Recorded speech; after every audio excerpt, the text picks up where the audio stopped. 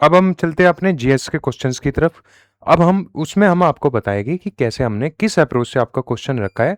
ठीक है, स्टेटमेंट वाला क्वेश्चन हो या फिर आपका वन लाइनर क्वेश्चन हो, पूरा किस पार्ट से, किस सब्जेक्ट से, किस तरह से।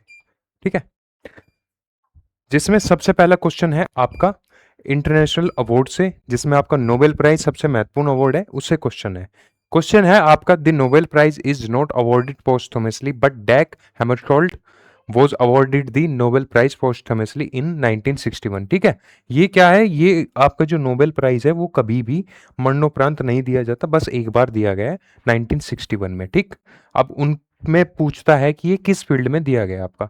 नोबेल पुरस्कार मरणोपरांत नहीं दिया जाता, लेकिन डॉग हैमरशोल्ड को मरणोपरांत नोबेल का पुरस्कार 1961 में दिया गया था। फील्ड है आपके भौतिक विज्ञान, शांति, साहित्य या फिर आपका रसायन विज्ञान। ठीक है जी, ये दिया गया था आपका पीस में। अब पीस में अगर हम बात करें तो इंडिया की तरफ से दो लोगों को, मतलब दो पर्सनैलिटीज को अवार्ड मिला है, जिसमें सबसे पहले 1979 में मिला था मदर टेरेसा को, और इसके बाद में 2014 में कैलाश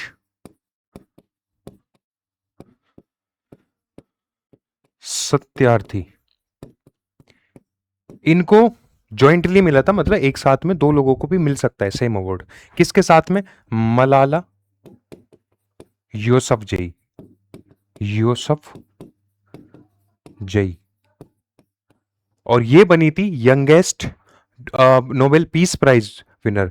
आपको मालूम है इनकी अगर स्टोरी मालूम है, थोड़ा सा आपको बता देते हैं। पाकिस्तान में अफगानिस्तान में, सॉरी पाकिस्तान नहीं, अफगानिस्तान में ये मतलब वुमेन एम्पावरमेंट या स्कूल जा समय पे गोली से वार किया गया था, बट इनकी आपका जान बच गई। तो उसके बाद में ये वुमेन एम्पावरमेंट की बात करती है, जिसी के लिए इनको क्या दिया गया था, नोबेल प्राइज दिया गया था। ठीक है, यंगेस्ट, ये याद रखना है, इनसे भी ये ऐसे ही क्वेश्चन आता है कि youngest Nobel peace prize winner कौन है, वो है आपकी मलाला यूसुफजई। ठीक है, इन नोट्स को थोड़ा देख लेना भाई, इनमें आपका पर्टिकुलर सारे एक एक पॉइंट डिस्कस किए जो आपके एग्जाम से ओरिएंटेड आते हैं। ठीक है, ये इंडियन विनर है, फर्स्ट प्राइज जिसने जीता था इंडिया में। इसके बाद में नेक्स्ट क्वेश्चन देखते हैं। नेक्स्ट क्वेश्चन आया आपका किससे? पॉलिटी से। पॉलिटी का ये क्वेश्चन है, और किससे है? बॉडीज, कॉन्स्टिट्यूशनल और नॉन कॉन्स्टिट्यूशनल बॉडीज पे स्पेशल क्वेश्चन पूछा जाता है, उसी से एक क्वेश्चन है आपका नेशनल ह्यूमन राइट्स कमीशन पर, यानी राष्ट्रीय मानवाधिकार आयोग का अध्यक्ष का कार्यकाल कितने समय का होता है? 6 वर्ष या 62 ईयर्स की एज तक, 3 ईयर्स या 70 ईयर्स की एज तक, 6 ईयर्स या फिर 65 ईयर्स की एज तक, 5 ईयर्स या 65 ईयर्स की एज तक। इसमें है आपका ऑप्शन बी।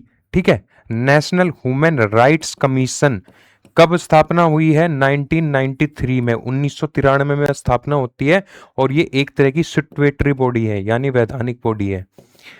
और वैधानिक बॉडी को क्या कहा जाता है? नॉन कॉन्स्टिट्यूशनल बॉडी, यानी कॉन्स्टिट्यूशन में इनका कोई प्रावधान नहीं दिया गया है।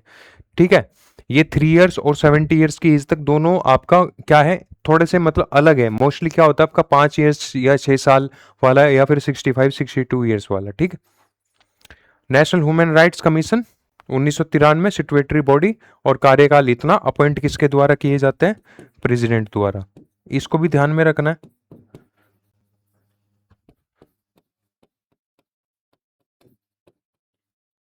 प्रेसिडेंट द्वारा अपॉइंट किए जाते हैं, साथ ही में रिकमेंडेशन कौन देता है? Committee by PM.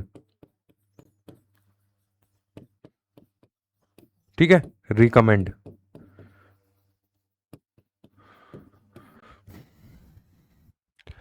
ठीक, इसके बारे में भी एक माइंड मैप आपको दिया गया है, इस माइंड मैप को भी आप देख लीजिएगा। नेक्स्ट चलते हैं। नेक्स्ट है आपका फिर से पॉलिटी का क्वेश्चन, और पॉलिटी का क्वेश्चन वन ऑफ द महत्वपूर्ण आपका किससे? अमेंडमेंट से है।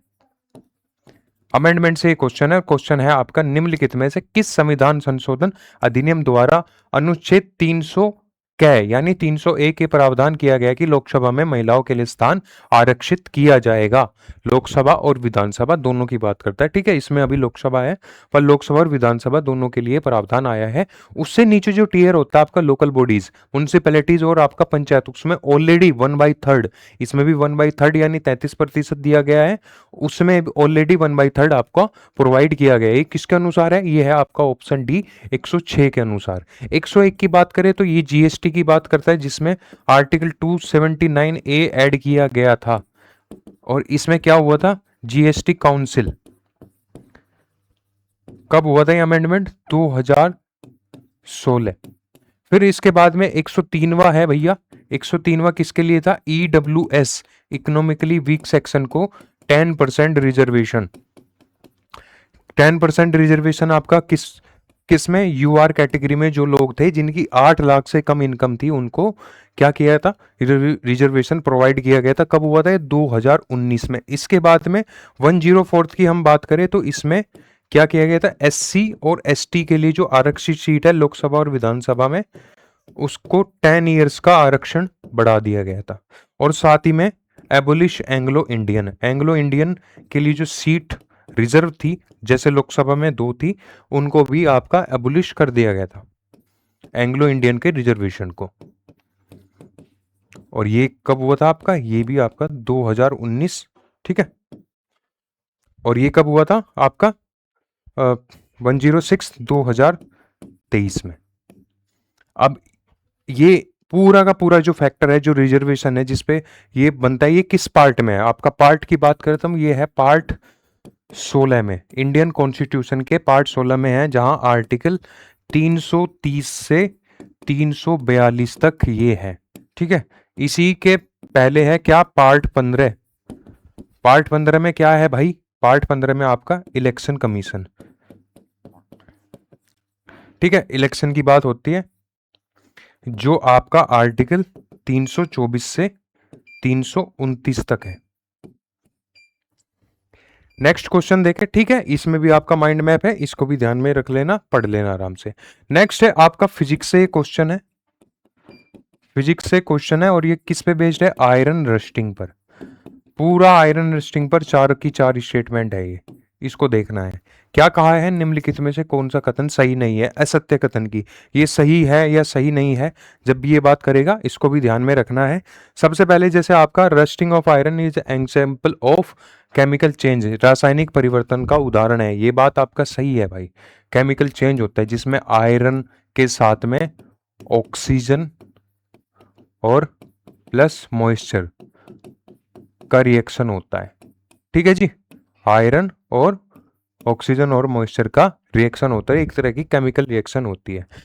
The weight of iron decreases due to rusting. Decrease नहीं होता भाई, भार बढ़ जाता है। भार बढ़ता है क्योंकि ऑक्सीजन भी ऐड हो रही है और साथ में मॉइस्चर भी ऐड हो रहा है। तो इसमें यही स्टेटमेंट गलत है। अब इसने 2 ऐसे पॉइंट दिया है जिसमें इस रस्टिंग को से बचा जा सकता है। जैसे सबसे पहले आपका coating of zinc, coating of zinc है जिसको क्या कहा जाता है? गैल्वेनाइजेशन। अगला है स्टेनलेस स्टील। स्टेनलेस स्टील पे अपना एक पर्टिकुलर क्वेश्चन बनता है कि स्टेनलेस स्टील को किस किस के द्वारा बनाया जाता है? Iron plus carbon plus nickel plus chromium plus आपका मैग्नीज, ठीक है। इन सब के मिक्सर से क्या बनता है? Stainless steel. और ये भी आपका ऑप्शन डी भी सही है, ठीक है। पूरा इसमें आपको समझाया हुआ है कि आपका जो प्रॉपर्टीज और लोहे का जो जंग है वो कैसे कैसे रिएक्शन होती है, ठीक है। चारों के चार ऑप्शन उसमें कवर है। अगला क्वेश्चन है आपका स्कीम से। स्कीम का नाम क्या है? पीएम मुद्रा योजना।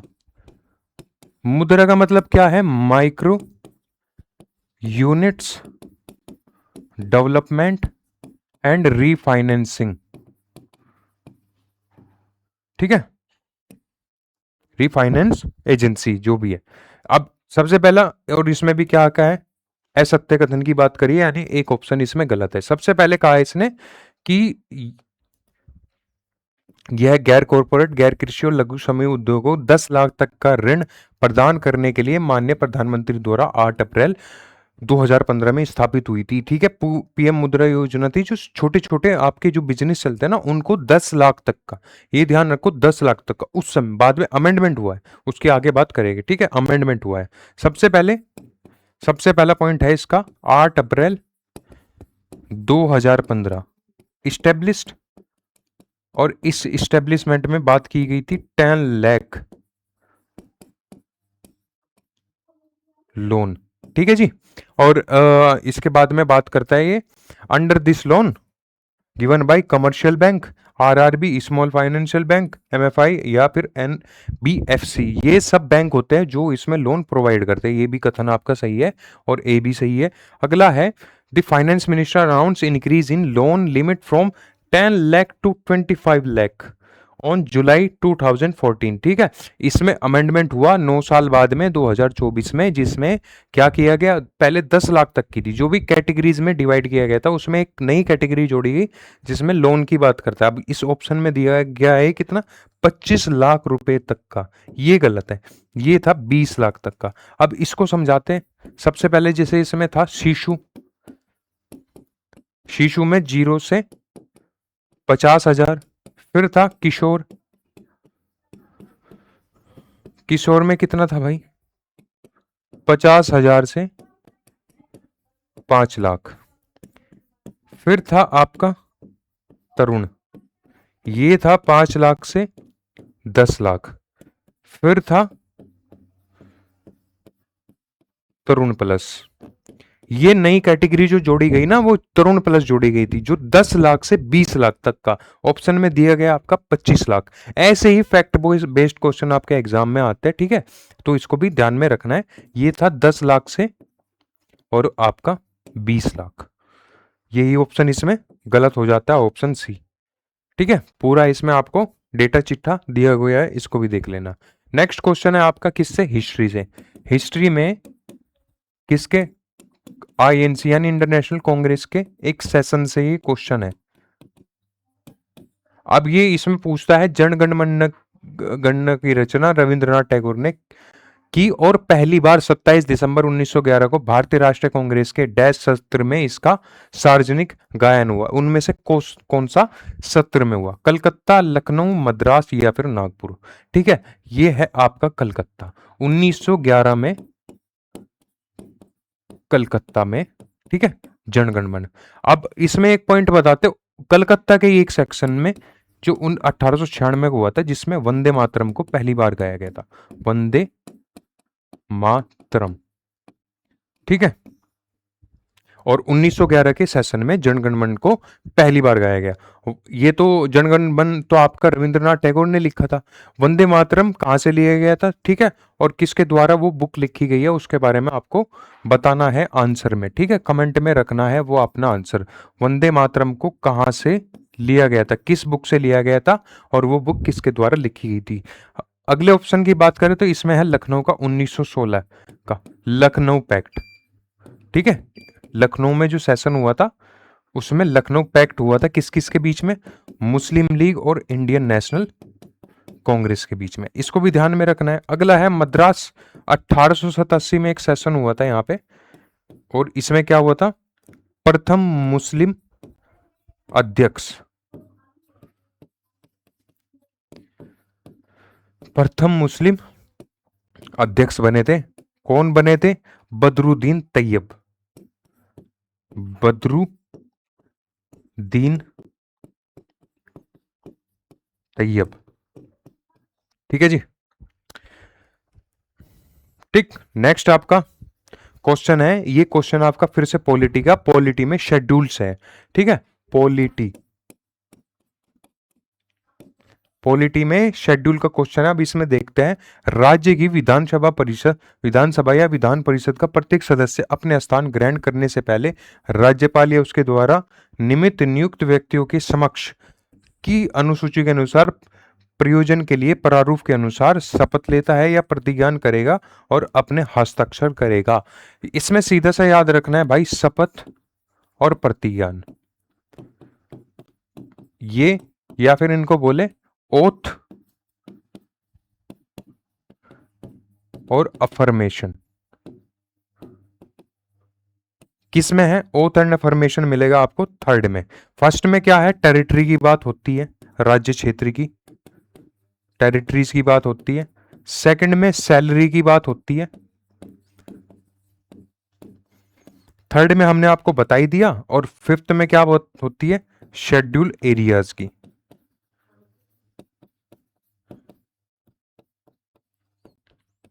ठीक है, अब इसमें नेक्स्ट देखते हैं। एक आपके लिए ट्रिक है, मोस्ट फेमस ट्रिक है और सब इससे ही पढ़ते हैं, बड़े बड़े टीचर इसको ही बताते हैं। ये है टीयर्स ऑफ ओल्ड पीएम। सभी 12 के 12 इसमें दिए गए हैं। जैसे आपका टी से टेरिटरीज फर्स्ट है, ई से एमोल्यूमेंट्स यानी सैलरी सेकंड में है, ए से आपका अफर्मेशन यानी थर्ड में है, आर से आपका राज्यसभा का सीट वाला। ठीक है, ठीक है, तो ये आपका ट्रिक याद रखनी है इसको। नेक्स्ट आपका देखते हैं, नेक्स्ट क्वेश्चन फिर से आपका फिजिक्स का क्वेश्चन है और किससे पे बेस्ड है आपका जो दृष्टि दोष होते हैं, दृष्टियों में दोष होते हैं, निकट दृष्टि दोष और आपका कौन सा दूर दृष्टि दोष। ठीक है, फिजिक्स का ये क्वेश्चन है, फिजिक्स। और इसमें क्या कहा गया है, निम्नलिखित कथनों पर विचार कीजिए। अब इसने कहा है कि निकट दृष्टि दोष या मायोपिया में व्यक्ति पास की वस्तुओं को देख सकता है लेकिन दूर की वस्तुओं को स्पष्ट नहीं देख सकता। निकट दृष्टि दोष है।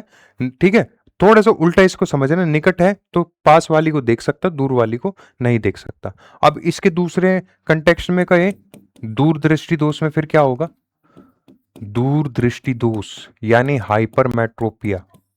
ठीक है, हाइपर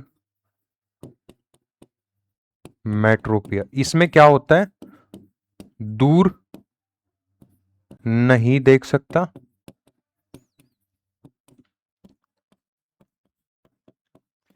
ठीक है, दूर की वस्तुओं को स्पष्ट देख सकता है, पास नहीं देख सकता क्योंकि दूर आया, दूर दृष्टि दोष। दूसरा पॉइंट है आपका हाइपरमेट्रोपिया तब होता है जब पास की किसी वस्तु को आने वाली प्रकाश की रेटिना के पीछे एक बिंदु पर केंद्रित होती है। किसमें, दूर दृष्टि दोष यानी हाइपरमेट्रोपिया में। ये भी पॉइंट आपका सही है, वन भी सही था। तो मायोपिया में क्या होगा फिर, मायोपिया या फिर निकट दृष्टि दोष में जैसे इसमें एक क्या होता था, प्रकाश किरणें रेटिना के पीछे, इसमें क्या होता है रेटिना के आगे, जस्ट उल्टा। ठीक है, इसमें क्या होगा, रेटिना के आगे। ठीक है, ये भी सही हो गया। फिर है निकट दृष्टि दोष को उत्तल लेंस के उपयोग से ठीक किया जा सकता है। नियर साइटेडनेस यानी आपका मायोपिया, ये गलत है, इसमें कॉनकेव यूज होता है। ठीक है, निकट में कौन सा, कॉनकेव, और आपका दूर दृष्टि दोष में कौन सा, कॉन्वेक्स। ठीक है, यही गलत है। और इसने कहा है कौन से कथन सही नहीं है, तीन नहीं है, तीन इसमें से, इसमें भी तीन है, इसमें भी तीन है। ठीक है, तो केवल एक भी सही नहीं, ये है आपका एक और दो दोनों सही है। ठीक, समझ गए। ऐसे ही इसमें आपको माइंड मैप दिया गया भाई, इसको भी देख लेना, आपके लिए नोट्स है। नेक्स्ट आपका क्वेश्चन आता है रिजर्व बैंक ऑफ इंडिया यानी इकोनॉमिक्स का ये क्वेश्चन है। अब इसने कहा है नोट करेक्ट, जो गलत है वो बताना है। ठीक, सबसे पहले कहा है इसकी भारतीय रिजर्व बैंक अधिनियम 1934 के प्रावधान के तहत के अनुसार 1 अप्रैल 1995 को स्थापना हुई आरबीआई। ठीक है, स्थापना कब, 1 अप्रैल 1935। किसके द्वारा, आरबीआई एक्ट 1934 द्वारा। ये सही है। दूसरा है आपका भारतीय निष्पक्ष बीमा और प्रत्यय गारंटी निगम के पूर्ण स्वामित्व वाली संस्था है। ये जो आपके लंबी लंबी स्टेटमेंट आती है ना, इसमें दो तीन चीजें देखो करो, दो तीन कीवर्ड ना पॉजिटिव साइंस या सेंस के अनुसार कीवर्ड छिपे रहते हैं। इन कीवर्ड में आप देखोगे सब डिपॉजिट इंश्योरेंस, ठीक है, और क्रेडिट गारंटी। बैंक का मेन काम क्या होता है? आपके द्वारा दिया गया डिपॉजिट को जमा करना और या फिर आपको क्रेडिट देना जो आपको लोन की जरूरत है। अब उसमें गारंटी भी चाहिए। वो गारंटी कौन प्रोवाइड करता है पूरे इंडिया में? हमारा सेंट्रल बैंक आरबीआई, ठीक है। तो इसकी सीधी सीधी पॉजिटिव सेंस है पूर्ण स्वामित्व वाली संस्था है। पूरा जो कंट्रोल है सेंट्रल बैंक का होता है और इंडिया में कंट्रोल है आरबीआई का। ये भी आपका सही है। अगला है the Indira Gandhi institute of development research is fully funded by it. कोई भी फंड देनी हो, कितने भी आपके रिसर्च वाले हो जो आपका गवर्नमेंट रिलेटेड होता है, उनको फंड आपका मोस्टली कौन करता है? रिजर्व बैंक ही करता है। इसमें ये भी सही है। अगला है इसका केंद्र कार्यालय प्रथम प्रारंभ में दिल्ली में स्थापित किया गया था, जिसमें 1949 में स्थायी रूप से मुंबई में स्थानांतरित किया था। इसमें दो चीजें गलत है। पहला, प्रथम में दिल्ली में स्थापित नहीं हुआ था। कहां हुआ था? कलकत्ता में हुआ था, और कलकत्ता से फिर मुंबई स्थापित किया गया था 1949 में नहीं, 1937 में, ठीक है। इसको ध्यान रखना है। हेडक्वार्टर पहले कहां था? कलकत्ता में। कलकत्ता में कब से कब तक था? 1935 से 1937, ठीक है। और फिर कब? मुंबई में।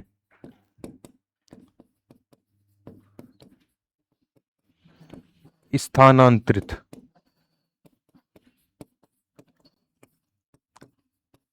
1937 में, ठीक है। और यही आपका जो गलत है वो ऑप्शन डी हो जाता है, ठीक। पूरा आपको आरबीआई का ये माइंड मैप दिया है, इसको भी देख लेना भाई।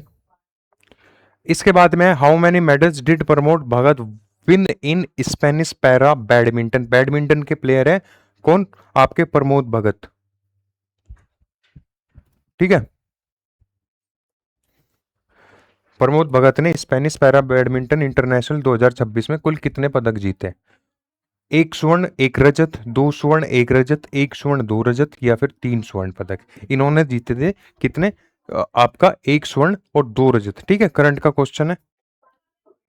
नेक्स्ट है आपका what is the name of India's first indigenous nuclear submarine.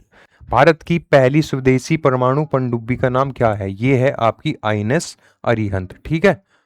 प्रथम परमाणु, ठीक है, इसको ध्यान में रखना है भाई। स्वदेशी परमाणु पनडुब्बी क्या है? आईएनएस अरिहंत, ठीक है। आईएनएस अरिहंत और बाकी की जो दी गई है उनके बारे में भी है। नेक्स्ट आपका when was the Guru Tegh Bahadur मैट्रियल day celebrated. Guru Tegh Bahadur शहीदी दिवस प्रतिवर्ष कब मनाया जाता है? 25 नवंबर, 24 नवंबर, 25 अक्टूबर, या फिर 28 नवंबर। ये मनाया जाता है आपका 24 नवंबर को। 24 नवंबर 1975 क्या हुआ था भाई? नाइन्थ जो गुरु थे, नौवे गुरु, नाइन्थ गुरु तेग बहादुर, इनको औरंगजेब द्वारा असैसिनेट किया गया था, ठीक है। इसके बाद में आपके 1699 में जो 10th गुरु थे, कौन 10th गुरु? आपके गोविंद सिंह, उन्होंने खालसा पंथ की स्थापना, ठीक है। तो दो तीन पॉइंट इसमें कवर हो जाते जो आपके एग्जाम में सीधे सीधे पूछे जाते। किसकी? ठीक है, गोविंद सिंह ने खालसा पंथ की स्थापना की थी। अगला सवाल देखते हैं। Where among the following descent of river Ganga from heaven depicted in the form of stone relief sculpture. पत्थर पर उभरदार मूर्ति कला के रूप में स्वर्ण से गंगा के नदी के अवतरण का चित्रण निम्न में से किया गया था। कौन उतार के लाया था? किसको दिया जाता है? ये भागीरथ, ठीक है। इसलिए इसको भागीरथी भी बोला जाता है के स्थान पे।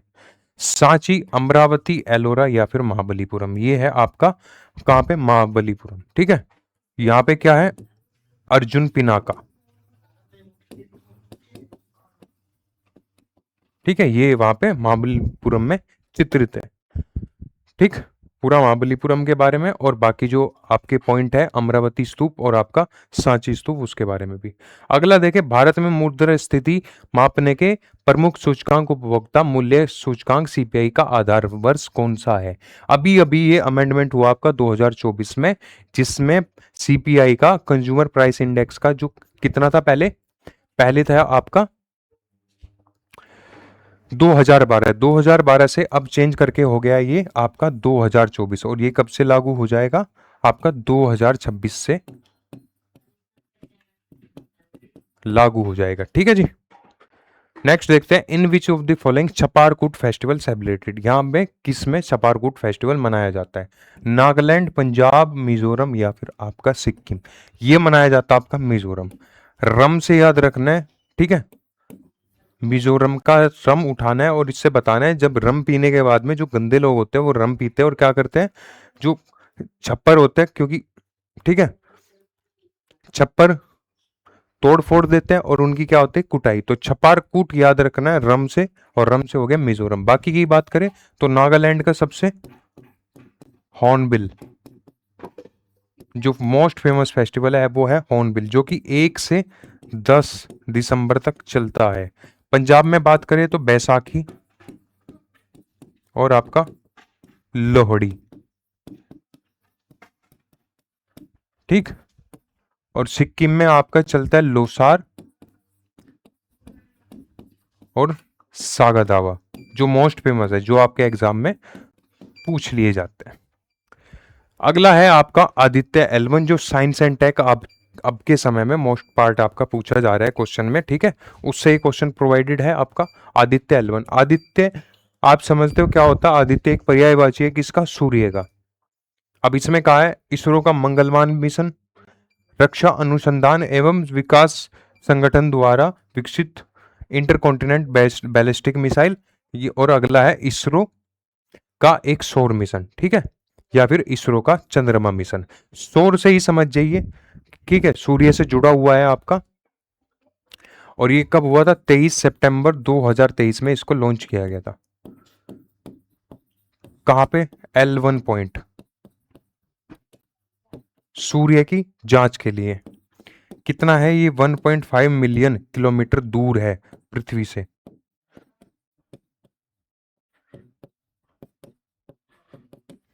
ठीक है, पूरा आपका आदित्य L1 के बारे में। नेक्स्ट आपका किससे हिस्ट्री का क्वेश्चन है, 1857 के रिवोल्ट से। अब इसमें मेल मिलाओ में बताना है कि कौन सा युग सही सुमेलित नहीं है। इलाहाबाद लियाकत अली, फैजाबाद मौलवी अहमदुल्ला, बरेली से नाना साहब, या फिर आपका लखनऊ से बेगम हजरत महल। ठीक है जी।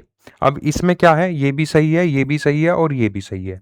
लखनऊ से बेगम हजरत महल थी, इलाहाबाद से लियाकत अली थे, और फैजाबाद से कौन थे? मौलवी अहमदुल्ला। बरेली और नाना साहब का मेल नहीं मिलता। बरेली से कौन थे? बरेली से थे आपके खान बहादुर खान, खान बहादुर खान। और आपका नाना साहब कहां से थे? कानपुर से। ठीक है जी, तो इसमें ये वाला सही हो जाता है। अगला है बांदीपुर नेशनल पार्क कहां पे लोकेटेड है? बांदीपुर राष्ट्रीय उद्यान कहां पे है? कर्नाटका, केरला, राजस्थान या फिर असम? ये है आपका कहां पे? कर्नाटका में। केरला में क्या है? पेरियार, और दूसरा आपका पेरियार के साथ में साइलेंट वैली। ये दो नेशनल पार्क है। राजस्थान से कौन सा है भैया? आपका सरिस्का, ठीक है, और दूसरा केवला देव। ऐसे ही असम से क्या है? काजीरंगा और मानस। ठीक है, इसमें भी आपका माइंड मैप दिया गया है, इसको पढ़ लेना।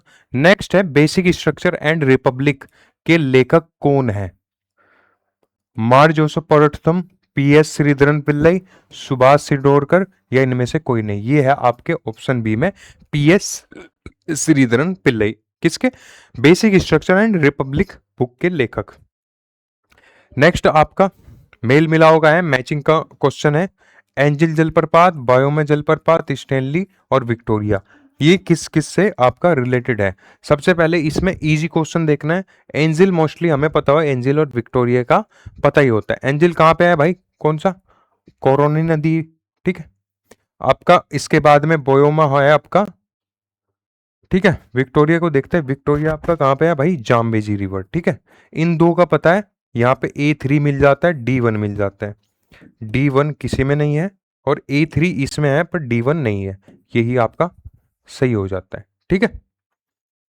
अब इसमें देखें, जो एंजिल जलप्रपात है वो विश्व का सबसे ऊंचा जलप्रपात है, जिससे ये जिस तरह से क्वेश्चन पूछ लेता है। दूसरा विक्टोरिया, विक्टोरिया के बाद में है, इसको क्या बोलते हैं? स्मोक ऑफ थंडर्स, ठीक है। नेक्स्ट आपका अंतरराष्ट्रीय न्यायालय की संचालित कब की गई थी? संचालकता इसकी कब की गई थी? स्थापित कब किया गया था आपका? अभी बताते हैं। 3 अप्रैल 1946, 10 अप्रैल 1948, 5 मार्च 1947, 15 जून 1946। ऑपरेशन कब हुआ था? ये ऑपरेशन स्थापना कब हुई थी? आईसीजे की, इंटरनेशनल कोर्ट ऑफ जस्टिस, 1949 में। और आपका ऑपरेशन में कब आया था? ऑपरेशन ऑपरेशन में आया था ये 3 अप्रैल 1946 को, यानी ऑप्शन ए, ठीक है। इसके बाद में पूरा आपको दिया हुआ है इंटरनेशनल कोर्ट ऑफ जस्टिस का एक माइंड मैप, इंडिया से क्या रिलेटेड है, इंडिया से कौन कौन इसमें आपका बने हुए, ठीक है। नेक्स्ट है आपका निम्नलिखित में से 1815 में आत्मीय सभा की स्थापना किसके द्वारा की गई थी? विजय कृष्ण गोस्वामी, राम मोहन राय, देवेंद्रनाथ टैगोर या फिर केशव चंद्र सेन? ये की गई थी आपकी राजा राम मोहन द्वारा 1815 में आत्मीय सभा, ठीक है जी। अब ये जो नीचे 3 ऑप्शन है, ये एक ही संस्था से जुड़े हुए हैं, वो है आपकी 1828 में स्थापित ब्रह्म समाज,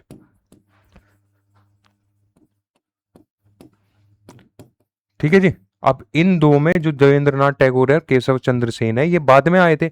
1828 में ब्रह्म समाज किसके द्वारा? राजा राममोहन द्वारा स्थापित हो गया था। इसके बाद में 1866 में इन दोनों ने अपना एक अलग अलग ब्रह्म समाज बनाया था। देवेंद्रनाथ टैगोर ने बनाया था आदि ब्रह्म समाज, और केशव चंद्र सेन ने बनाया था ब्रह्म समाज ऑफ इंडिया,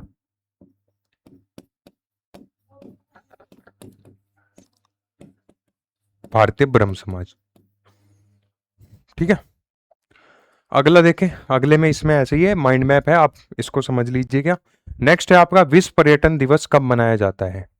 27 सितंबर, 20 जनवरी, 17 जनवरी या फिर 9 जनवरी? ये मनाया जाता है आपका 27 सितंबर को। 27 सितंबर को क्या मनाया जाता है? विश्व पर्यटन दिवस,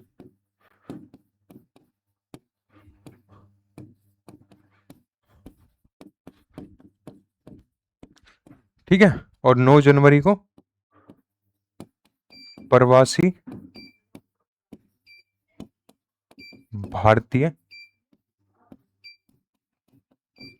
दिवस, ठीक है जी। अगला है, अगला क्वेश्चन आपका किससे? पॉलिटी से रिलेटेड है।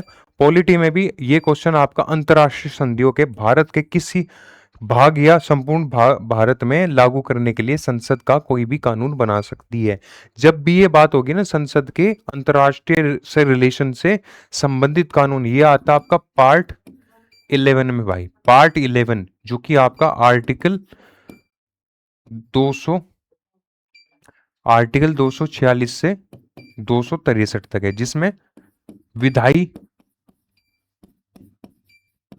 ठीक है, एक विधायी पार्ट है और दूसरा कहां से 246 से 255 तक, और फिर आपका एडमिनिस्ट्रेटिव है 256 से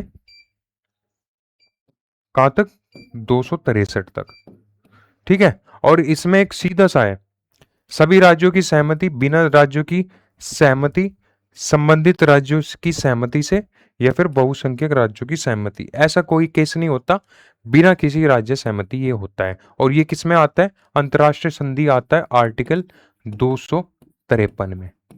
ठीक है, जो अगला पार्ट है उसमें दो आपका आर्टिकल रिलेटेड है, आपका वाटर डिस्प्यूट का 262 और आपका 263 है, किससे? Inter state council. इनको ध्यान में रखना है भाई। लास्ट क्वेश्चन है, लास्ट क्वेश्चन है आपका फिर से किससे? केमिस्ट्री से। और इसमें ये क्या पूछ रहा है भैया, किस निम्न में से किस धातु का मुख्य अयस्क सिनेबार है? निकिल, जिंक, कॉपर या फिर मरकरी? ये है मरकरी का। मरकरी का क्या है? सिनेबार। ठीक है। जिंक की बात करें, कॉपर की बात करें तो कॉपर का है क्यूपराइट। ठीक है। और जिंक की बात करें तो जिंक का आपको बताना है इसमें सबसे महत्वपूर्ण जो आपका एग्जाम में पूछा जाता है, जिंक का एक ऐसा।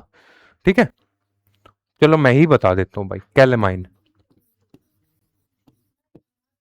जो मोस्टली क्वेश्चन में आपका बनता है। ठीक है, उम्मीद है आपको सभी सॉल्यूशन अच्छे से समझ आए और हमारा पर्पस समझ आया होगा कि क्यों हमने इस टाइप के इस सब्जेक्ट से ये क्वेश्चन रखने की कोशिश की है। ठीक है।